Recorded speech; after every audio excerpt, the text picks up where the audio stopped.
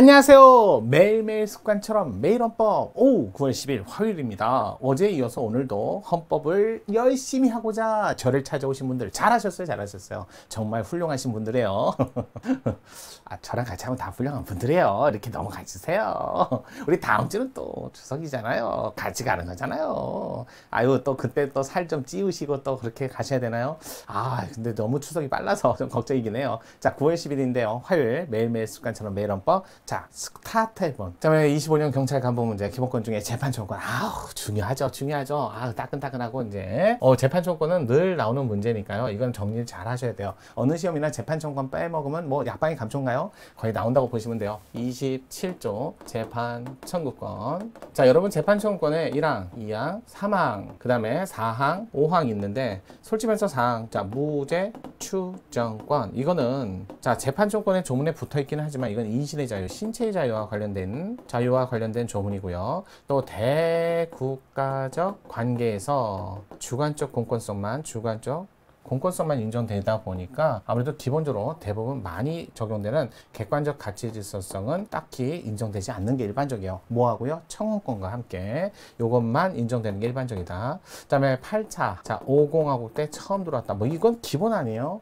그래서 무죄 추정에 불이익을 주면 무죄 추정을 하는 거니까 추정을 해야 되니까 따라서 불이익은 주면 안 된다 이렇게 돼 있고요. 그 다음에 무죄 추정은 형사 피고인이라고 돼 있지만 형사 피고인만은 아니에요. 피고인에는 피내사자, 피의자 이런 분들도 다 포함된다는 것도 다 아실 거예요. 여기서 말하는 불이익을 받지 않는다는 것은 자, 무죄 추정에 관한 형사 절차에만 불이익을 얘기하는 게 아니라 형사상 불이익뿐만 아니라 불이익이 자, 이것도 안 되고요. 모든 기본권에 관련된 불이익도 안 된다는 거. 그래서 모든 관련 불이익도 다 안 되는 거예요. 기본권 관련 불이익도 이렇게 보시면 돼요. 그래서 이게 그다음에 아버지 형사 피해자 재판 절차 진술권. 솔직히 재판 절차 진술권은 뭐 재판 청구권? 이것보다는 재판에 들어가서 자신의 피해자로서 호소를 하고 싶다는 거죠. 원래 형사 재판의 당사자, 주인공, 당사자는 법관, 그다음에 피고인, 그다음에 검사 이렇게 셋이지 여기 어디에도 피해자는 들어가지 않습니다. 방청객이 당사자인 거예요. 그러진 않죠.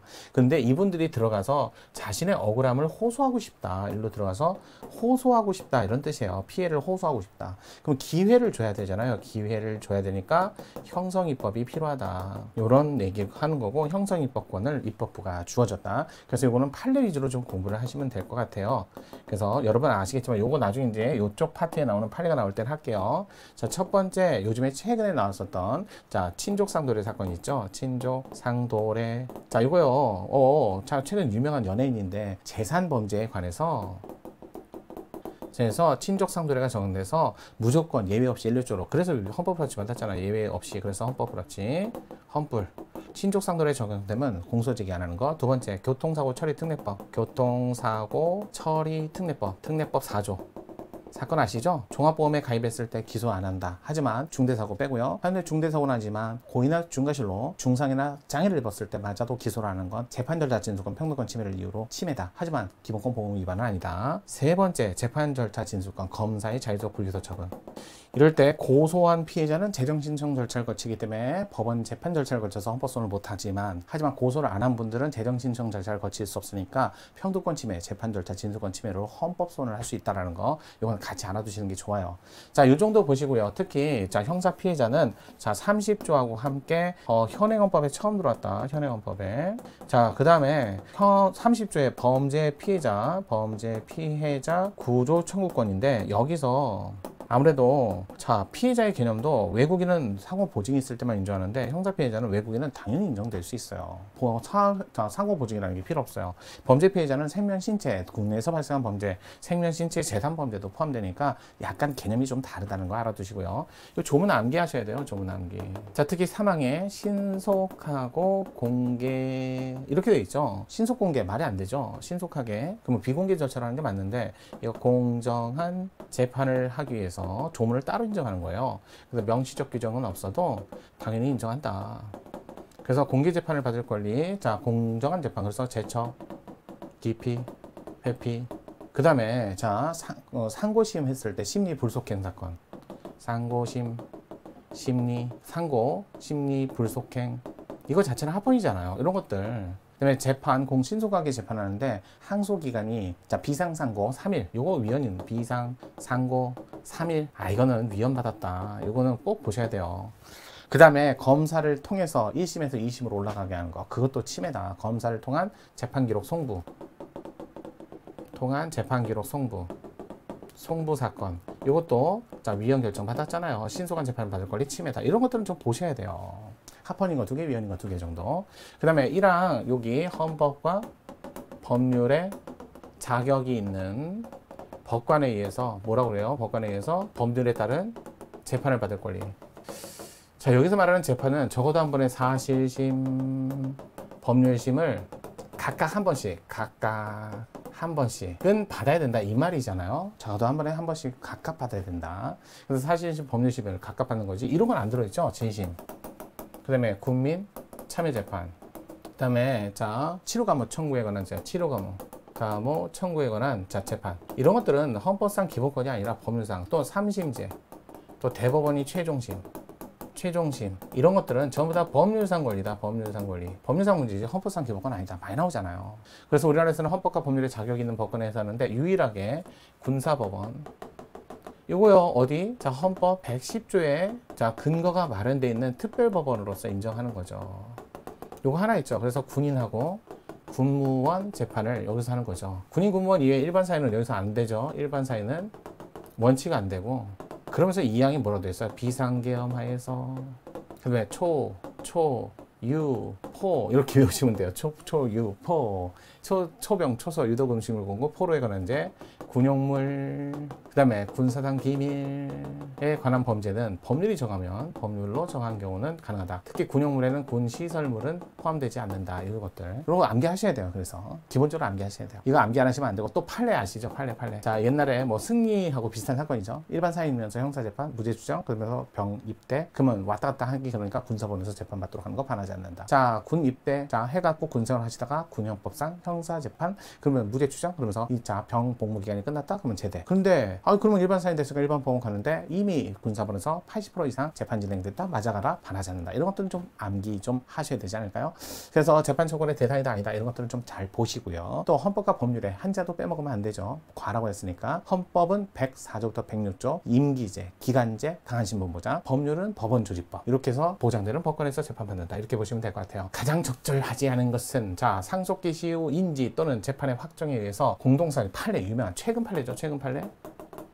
자 부모님 계셨어요. 자녀분이 2분이세요. 그래서 상속을 했어요. 또 사망 상속 그럼 2분의 1, 2분의 1 이렇게 갖는단 말이에요. 자 그런데 문제는 나중에 뒤늦게 상속하고 이게 2010년에 있었다고 할게요. 근데 2024년에 그 혼외자가 나온 거예요. 혼외자가 갑의 혼외자가. 그래서 자 병이 있었던 거죠. 근데 이분이 결국 다 돌아가셨으니까 검사를 상대로 해가지고 인지청구를 해요. 인지청구를 했다가 인정된 거예요. 인정이 됐어요.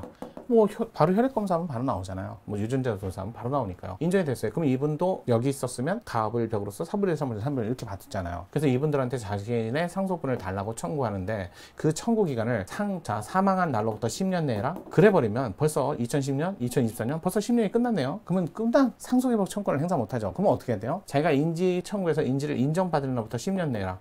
그럼 당연히 행사할 수 있죠. 그래서 이렇게 나온 거예요. 따라서 공동상속인이 돼버렸어요. 상속분 가액 지급 청구권의 제척기간을 정하고 있는 민법에 보니까 자 상속권의 침해가 있는 날부터 침해는 그때부터 그러니까 10년 이거 침해한다. 자 일단은 조심해야 될 게 요거는 저 상속 개시 기간 날로부터 이렇게 하면 일단은 침해가 되지 않겠죠. 일단 요때부터 하면 침해되지 않고 요때부터 하면 침해된다 이렇게 보시면 좋을 것 같아요.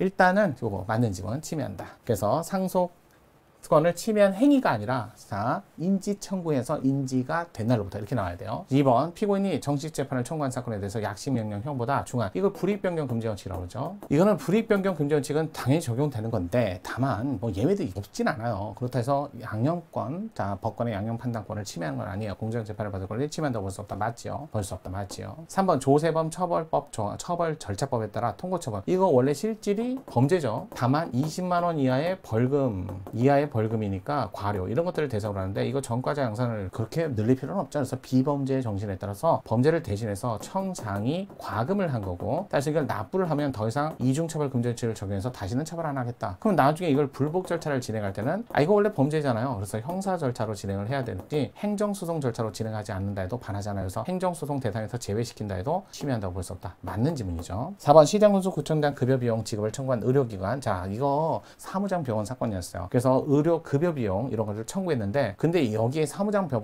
병원이라는 사실로 수사가 확정된 거죠. 수사하기로 확정된 거죠. 수사기관의 수사 결과를 확인한 경우에는, 자, 수사 결과로 확인을 한 거예요. 수사기관에서 한 내용을 보고. 그런 순간 의료 급여 비용을 지급을 정지해버린 거예요. 보류한 거죠. 근데 이게 1년, 2년 이렇게 돼가지고 나중에 재판이 됐는데, 사무장 병원이 아니다. 그러면요, 우리가 말하는 의료 급여 비용은요, 우리가 병원에 가서 환자가 되는 건 20에서 40%고요. 이렇게 지원을 받는 금액이 더 크니까 그 큰 금액을 정지해버리면 이 의료기관은 망하고 사라져요. 그러니까 뭘 해줘야 돼요? 수사 결과로 확인을 했더라도 예외적으로 의료기관이 망할 수밖에 없는 상황이 되면 긴급하게 일단 급여를 지급해줘야죠. 나중에 다시 토해내는 한 있더라도 범죄로 확정되면 당연히 토해내야죠. 그래서 그런 절차가 있는데도 불구하고 무조건 보류를 해서 결국 의료기관이 망하는 건 막아야죠. 따라서 규정하고 있는 부분, 자, 해당 조항은 의료기관의 개설자의 재판청구권이 아니라 재산권. 그래서 재판청구권이 아니라 소송을 한다 안 한다 문제 아니잖아요. 이거 조심해야 돼요. 재판청구권하고 관련이 없었어요. 이게 중요한 판례였어요. 재판청구권하고 관련이 없고요. 결국 의료기관에서 돈이 없어서 받을 돈을 못 받아갖고, 자, 망하게 돼버린 거잖아요. 과잉금융에 재판했고 의료기관 운영에 관한 문제였어요. 재판청구권이 아니었어요. 그래서 재판청구권 문제가 아니었던 4번이 정답이었다. 어려운 지문이었어요. 요즘에는요, 당연히 결과는 똑같이 침해한다는, 재판청구권을 침해한다는 건 맞았는데, 이게 재산권인지 재판청구권인지 운영의 자유인지 직업의 자유인지 직업 수행의 자유인지 이런 것들을 묻는단 말이에요. 그래서 재판청구권 문제가 아닌 사유로 침해당한 건 맞지만 재판청구권 문제는 아니었다는 거 조심하게 문제 보셨어야 돼요. 간부 문제가 어려웠어요. 자, 기본적인 재판청구권의 내용도 숙지하셔야 되고, 이런 것들을 최근 판례 24년 판례 이런 것들도 같이 보셔야 되는 요즘의 현상이에요. 그 최신 판례를 아주 정말 잘 꼼꼼히 보시는 게 중요한 것 같습니다. 자, 그러면 내일도 찾아오실 거죠? 매일매일 습관처럼 매일 헌법 정인호였습니다.